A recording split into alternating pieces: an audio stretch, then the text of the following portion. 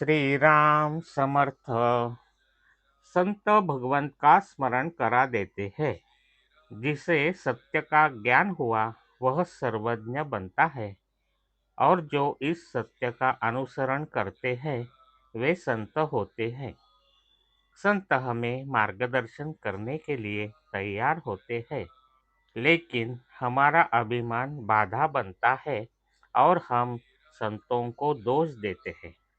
एक व्यक्ति ने संत से कहा, आप हमारा नुकसान करते हैं।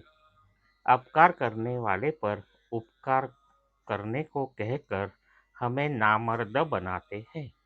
वस्तुतः संतों ने कर्मों की राशियां रची है, किंतु उनके और हमारे कर्म में अंतर है।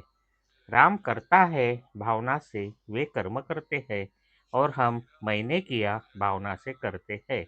इसीलिए कर्म हमें बंधनकारी हो जाता है।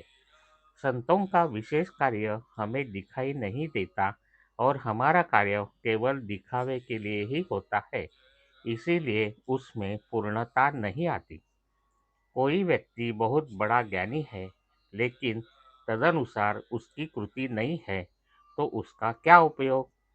जग का सत्य स्वरूप समझने के लिए जो सुख दुख के जाल में नहीं अटका है, उसके पास जाए। वह साक्षी बनकर दुनिया से अलिप्त रहता है। कर्म करने पर भी वह अलिप्त रहता है। हम सुख दुख के जाल में फंस जाते हैं। संत का अंतःकरण शुद्ध होता है, अतः उनकी गाली गलौज वाली भाषा भी चुभती नहीं, उल्टे आशीर्वाद बनती है। सत्पुरुष कोई विद्वान नहीं होते। अति विद्वान मनुष्य सत्पुरुष हुआ है, ऐसा मैंने नहीं सुना है। कोई 8 वर्ष की आयुष्य का व्यक्ति घर से भाग जाता है, तो कोई विवाह मंडप से भाग जाता है। कुछ तो लिखना पढ़ना तक नहीं जानते, ऐसे लोग भी सत्पुरुष बने हुए हैं।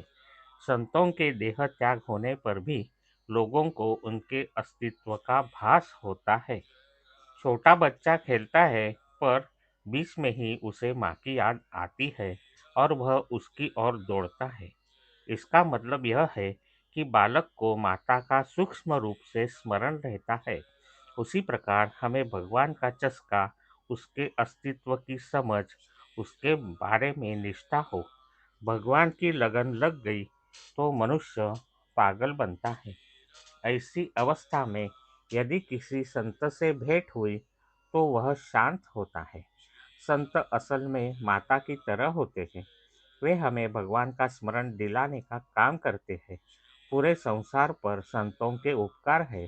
उन्होंने हमें भगवान की सगुण मूर्ति दिखाई और उसकी सेवा करने योग्य बनाया। परमात्मा को अपना बनाने के लिए हमें नामस्मरण जैसा आसान साधन दिया। भागवत जैसे आसान ग्रंथ निर्माण किए और समझाया कि कलियुग में यथाशक्ति अन्नदान करना ही उत्तम साधन है। इस 4 बातों को आचरण में लाने का जिसने प्रयास किया, उसे जीवन में किसी बात की कमी का एहसास नहीं होगा, हमेशा संतोष ही रहेगा। आज का बोध वचन: संसार संतों के बिना हो नहीं सकता। हम उन्हें पहचान नहीं पाते। जय श्री राम। जानकी जीवन स्मरण। जय जय राम। श्री राम समर्थ।